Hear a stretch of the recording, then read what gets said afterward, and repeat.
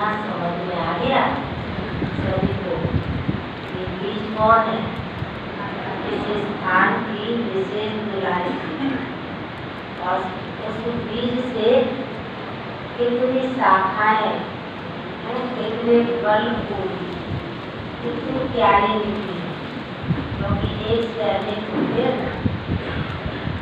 और सचमुच में हम देखते हैं कि बाबा का ये ज्ञान सुनने तक नहीं है, बल्कि समाने तक और जीवन में अनुभव करने का ये ज्ञान है। इसलिए जो भी बाबा के घर में बैठे हैं, आए हैं, जिसने अनुभव कुछ ना कुछ किया, हाथ खड़ा करे तो मैं जानती हूँ। हम हमेशा इस चीज का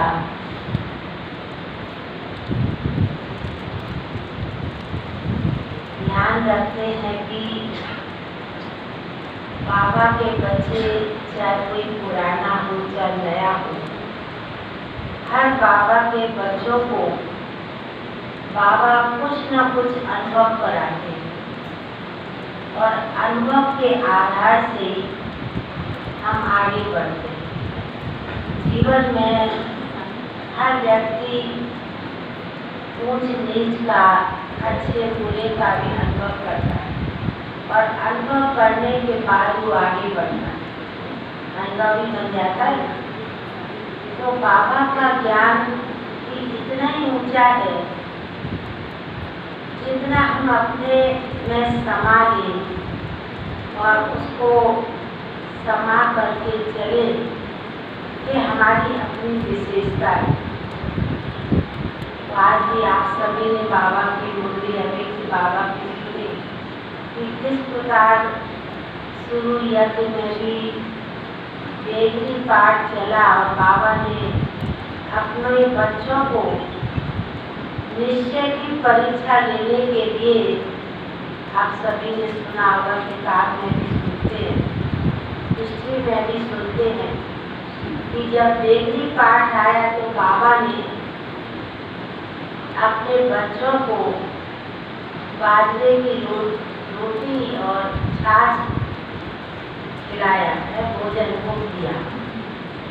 अब जब कई बच्चे सोचने लगे कि अब बाबा के पास कुछ रहा नहीं, तो समझना पाया तो कई बच्चे चले गए, पर जो निश्चय बुद्धि बाबा के बच्चे थे वो अंत तक बाबा का साथ, उस साथ के कारण वो लास्ट तक भी बाबा का हाथ नहीं छोड़ा। ऐसे ना सुनते हैं ना, तो उसी प्रकार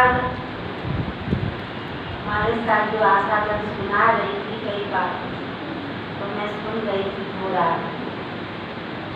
इसलिए बाबा के हम बच्चों को अपने जीवन में किसी भी प्रकार से, चाहे योग के द्वारा, चाहे ज्ञान के द्वारा, चाहे जीवन की धारणा के द्वारा, चाहे सेवा के द्वारा, चाहे समय के द्वारा, कोई भी प्रकार से यदि हमने अनुभव किया है, वो अनुभव हमारे जीवन की एक खान बन जाए, एक बहुमूल्य चाबी बन जाए। और वो अनुभव जीवन का यदि कोई कितना भी कहे, कोई कितना भी हमको सुनाए, हटाने की कोशिश करे, हम हटेंगे या अटल रहेंगे? अटल रहेंगे ना, क्योंकि बाबा में निश्चय, बाबा की बात में निश्चय और बाबा के हर कार्य में निश्चय है। देखो, हमको अभी ऐसे लगता है कि जैसे बाबा अभी पूरे साकार बाबा, तो यज्ञ में उस समय भी हमने देखा बहुत खलबली मची, अब बाबा का पाठ कैसे चलेगा। उसके पहले मम्मा गई तो उस समय में हमने देखा, क्योंकि भले छोटे थे 10-12 साल के, तो भी अनुभव करते थे दादियों के साथ क्योंकि पूरा ही जीवन दादियों के साथ बीता है तो बातें सुनते रहते थे। तो मम्मा जब अभी हुई तो भी अंदर में हलचल हुई, बाबा गए तो भी हलचल हुई। अभी बाबा का अभी तो पाठ भी पूरा हुआ तो कई बाबा के बच्चों में भी हलचल पैदा होती रही, हलचल में आते रही। पर अब हम देखते हैं कि समय के अनुसार बाबा अपना कार्य बहुत तेजी से, बहुत फास्ट रीति से, बहुत तीव्रता से बाबा अपना कार्य अपने बच्चों के द्वारा करवा रहे।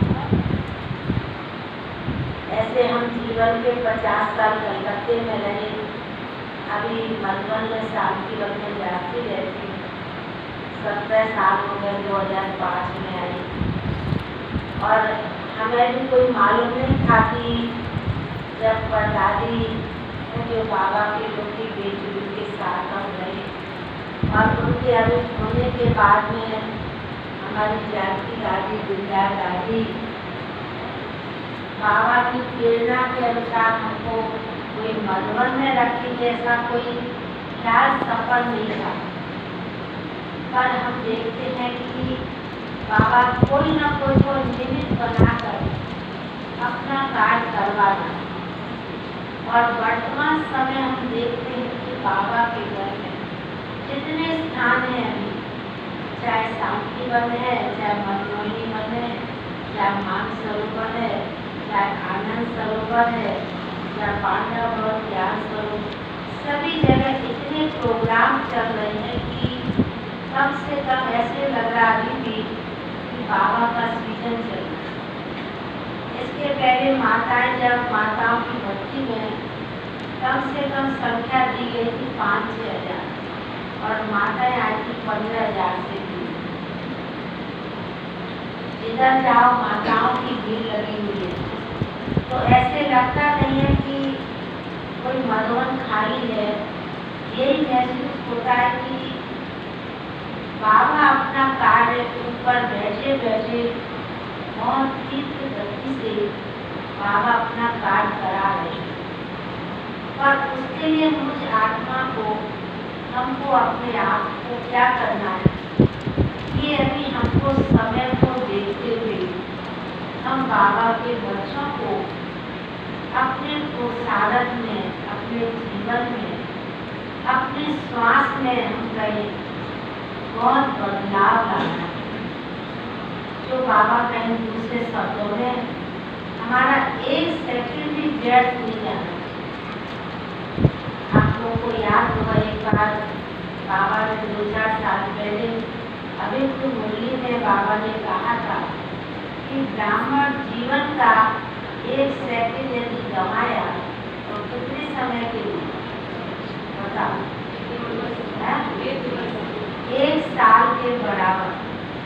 यदि आपने 1 सेकंड व्यर्थ थोड़ा भी चलाया, व्यर्थ बोला, व्यर्थ सोचा, तो माना आपका 1 साल के बराबर मिस हो गया।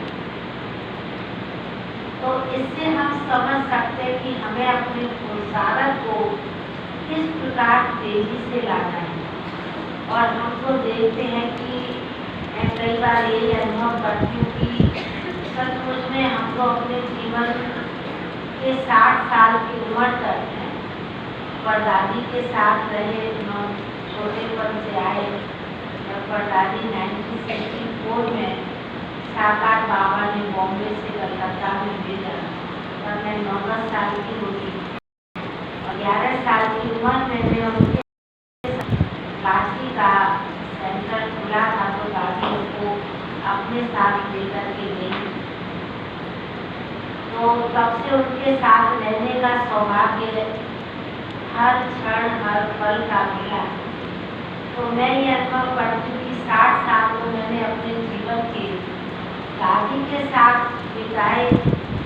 जैसे बोला, जैसे कहा, बैठो तो बैठो, खड़े हो तो खड़े हो जाओ, इस प्रकार। और अभी उनके जाने के बाद बाबा ने अनेक जिम्मेवारियाँ दे दी, सेवा दे दी। हम तो सदैव बाबा को साथ करके चलते हैं कि कराने वाला बाबा करा रहा है, बाबा को कराना है। और सचमुच में ऐसे लगता है कि बाबा अपना कार्य और तेजी से स्पीड से करा रहा है। इसलिए मैं मधुबन में हम रहते हैं तो मैं अपने आप को देखती कि हमारा second by second, time to time कैसे बाबा सफल करता है। तो दूसरी बात कोई सोचने का, कोई व्यर्थ संकल्प तो छोड़ो, और दूसरी कोई बात सोचने का भी टाइम नहीं बाबा ने दिया। क्योंकि जब 2013 में ईस्टर्न गवर्नमेंट 5 डालियाँ थी, तभी मैंने सुनाया था, तो कलकत्ते में थी, तो बिहार पटना में थी और एक उड़ीसा भुवनेश्वर में थी। तो 2013 में जो परदादी तो थी ईस्टर्न जोन 5, बंगाल, बिहार, आसाम, उड़ीसा, नेपाल और तमिलनाडु जोन आता है। तो दोनों दादियाँ संभालती थी। पर ड्रामा ऐसा हुआ कि 2013 में 2 तारीख मार्च में उन दादी ने शरीर छोड़ा अभी थी, और उनका 12वां 13वां दिन 14 तारीख को कर रहे थे। और 15 को सवेरे 2:30 बजे परदादी ने अभी हुए अपना पुराना शरीर छोड़ा।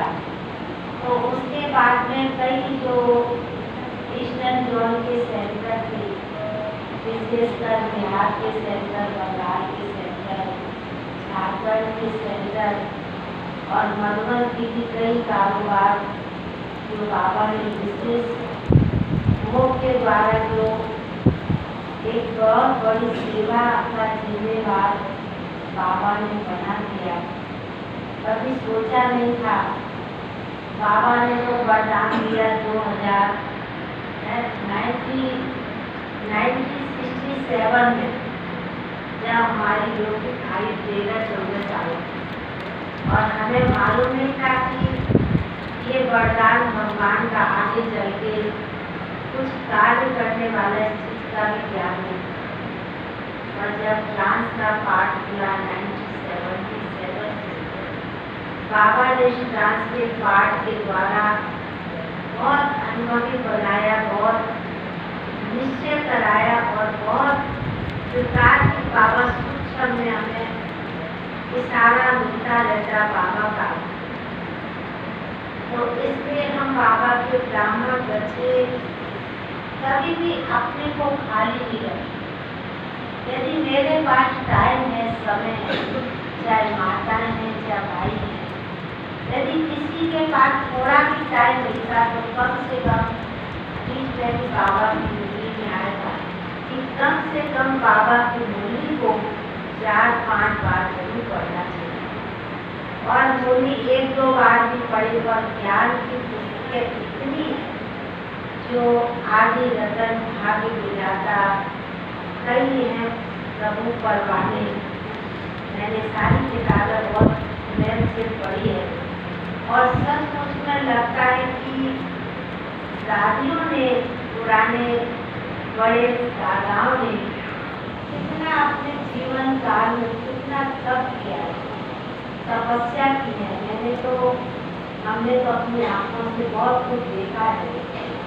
हमारी जो बाबा की योगी बहू थी, दादी थी, उनका शरीर इतना नाजुक था, इतनी चमड़ी पतली थी, और दादी की भी थी, पर उनकी चमड़ी इतनी नाजुक थी कि जब बेदी पाठ आया तो बाबा ने खद्दर का कपड़ा पहना,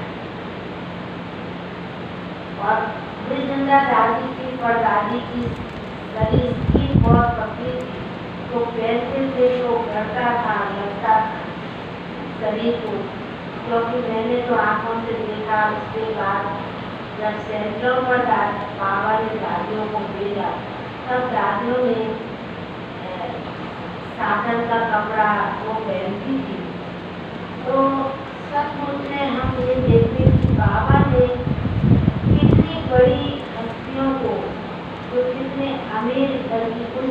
नहीं। और उन दादियों को बाबा ने देवी पाठ दिखा करके भी अपना बनाया, मजबूत बनाया। इसलिए हम हमेशा अंदर से समझते हैं कि ये हमारे आगे रतन यज्ञ के पिलर है। इसके ऊपर एक बात मेरे को याद आती परदादी की। 2005 या 6 की बात होगी। परदादी की उम्र उस समय 90 के करीब, जो हम अहमदाबाद में लेकर के आए थे। और डॉक्टर मैं उनको सांस की तकलीफ, दिमाग का उनका जो प्रिय मन किताब है उसमें पढ़ी, बहुत अच्छा अनुभव की किताब है वो। तो जब उनको लेके आए और देखा डॉक्टर ने 90+ इनका चल रहा है, तो डॉक्टर सोचने लगे 90+ है तो क्या करेंगे, अभी तो क्या दवाई करेंगे, क्या करेंगे। ऐसे डॉक्टर देख करके चला गया। पर हम उनके साथ, हम और आशा बहन, 2 बहनें, 2 रहती, कुल माता की बहनें रहती। पर जब हम उनको देखते थे, संभालते थे, तो डॉक्टर बहुत दंग रहते। अब इतनी इनकी अपनी कोई बेटी नहीं है, ये संस्था से जुड़ी बहनें हैं, पर इतना प्यार से ये लोग इतनी बड़ी दादी को संभाल रही हैं। इतना प्यार से उठाना, इतना प्यार से खिलाना, इतना प्यार से उनको ले जाना, ये बातें प्रैक्टिकल डॉक्टर देखे दम ले। उसको ये समझ में नहीं आ रहा था कि इतनी उम्र होने के बाद भी कभी बहनों के चेहरे पर कभी थकावट महसूस, राउंड लगाने एक बार 2 बार आते थे। तो ये देखकर डॉक्टर ने सोचा मुझे कुछ करना है, कुछ ना कुछ मुझे इनको ठीक करना है। और फिर उसी ये सब बातें देख के डॉक्टर ने ट्रीटमेंट शुरू, और वो भी अंत तक जब 97 एज हो गई परदादी की, और 2013 तक लास्ट में दमा बहुत तेज होने लगा, सांस में तकलीफ होने लगी। फिर भी डॉक्टर ने हम 20 और नाखून का जोर लगाया कि कैसे न कैसे हमको दादी को ठीक रखें। और मैंने उस समय देखा जब दादी अधिक हुए और डॉक्टर कोने में बैठा हुआ था, और मेरे को भी थोड़ा हिम्मत तो बाबा देते ही है। तो डॉक्टर ने भी देखा, मैंने उस समय आंखों में पानी, तो कहने लगा कि मेरी रोटी माँ ने भी शरीर छोड़ा तो भी मेरे को आंखों में पानी नहीं आया। पर मैं इन दादियों को देखता हूँ कि सचमुच में, कभी डॉक्टर पूछने भी आता था ना कि दादी आप कैसे हो, तो कहती थी मैं तो ठीक हूँ। फिर लोगों से पूछूं क्या है हालचाल, हमारी और आशा की तरफ इशारा करती, मैं तो ठीक हूँ, इनसे पूछूं ये ठीक है कि नहीं ठीक है। तो डॉक्टर के जवाब सुन के आश्चर्य करते थे, तबियत इनकी है, और ये फिर भी कहती मैं तो ठीक हूँ। तो ये सब सुन के डॉक्टरों को भी वंदर लगता था। तो अंदर में डॉक्टर बहुत बुद्धिशाली था, और उनको यही लगता था कि वास्तव में इनके अंदर जो पवित्रता की शक्ति, ज्ञान की शक्ति, वो इनको चला रही है। बाकी इनके शरीर में कुछ भी नहीं, पर इनकी अपनी विल पावर है दादियों की, वो विल पावर से अपना काम करे। और ये हमने अंत तक, लास्ट तक सब दादियों को देखा कि शरीर कैसा भी चला हो, पर जो मन की शक्ति, मन की कंट्रोलिंग पावर, मन मजबूत, ये अंत तक का दादी का मैंने नजदीक से देखा। इसलिए बाबा हम बच्चों को आने वाले समय के लिए यही सारा बाबा देते हैं कि हम बाबा के बच्चों को आने वाले समय के लिए अपनी बड़ी सूक्ष्म तैयारी करनी। बातें तो बहुत है, क्योंकि कई बार भोग के कारण भी कई ऐसी बातें लोगों की आती है, समस्याएं आती है, और बाबा उस समस्या को हल भी करता है, पर उसमें भी हमको अपना बहुत पावरफुल निश्चय चाहिए। इसके ऊपर एक बात कह के पूरा करती हूँ। ये बात होगी कम से कम 5-6 साल पहले की बात। हम भोग लगाने के लिए जा रहे थे डायमंड स्टेज के पीछे बहन ने, वो बहनें अपने लोग इसमें 5-6 बहनें थी, और माँ बाप 90-85 ऐसे थे माँ पिता। तो बहन हमको कहने लगी कि बहन आप बाबा को एक मैसेज देना। मैंने कहा क्या मैसेज देना? तो बोला कि अभी उनको ले जाना चाहिए। तो मैंने बोला ऐसे तो हम बाबा को बोल नहीं सकते, कह नहीं सकते, जब जिसका समय होगा तभी बाबा बुलाए, ऐसे तो नहीं बुलाए। हमने कहा ठीक है, बाबा के आगे रखेंगे बात को। तो बाबा का संदेश पूरा हो गया। संदेश उतरने के पहले मैंने बाबा को कहा कि बाबा आते आते मैंने इस प्रकार की बात कही। तो बाबा ने बहुत अच्छा इस बार हमको दिया, कहा अच्छी उनको कहना कि जिस प्रकार फ्लाइट जब लैंड करता है, उतरता है, और जब उड़ता है तो उसको क्या चाहिए? स्थान चाहिए। फ्लाइट जब उड़ता है तो क्या स्थान उसको एकदम खाली चाहिए, और उतरता है तो भी उसको स्थान खाली चाहिए, तभी वो लैंड करेगा। तो बाबा ने कहा कि बच्चे से उसको कहना कि आत्मा के लिए जब जोड़ा मिलेगा, स्थान मिलेगा, तो आत्मा अपने आप ही चली जाएगी। इसलिए बच्चों को निसंकल्प और शुभभावना रखनी है। ऐसे करके बाबा ने संदेश दिया। इसलिए बातें तो बाबा की बहुत है, जितना सुनाओ, क्योंकि 50-60 साल का अनुभव तो बहुत बाबा ने भरा है, और उसी अनुभव से चलते रहते हैं। और अभी विशेष दिव्या निमित्त होने वाली भी है, और दुलारी दीदी का तो 5-6 साल पहले से हमारे को निमंत्रण था, पर कहे क्रमानुसार आना नहीं मिला, क्योंकि मधुबन की भी जिम्मेवारी होती है। क्योंकि हमारी हिंदी में कहती गुरुवार करके जाओ, और गुरुवार के पहले मंगलवार गुरुवार वापस शांतिवन में पहुँचते। इसलिए मधुबन की जिम्मेवारी होती है तो रहना पड़ता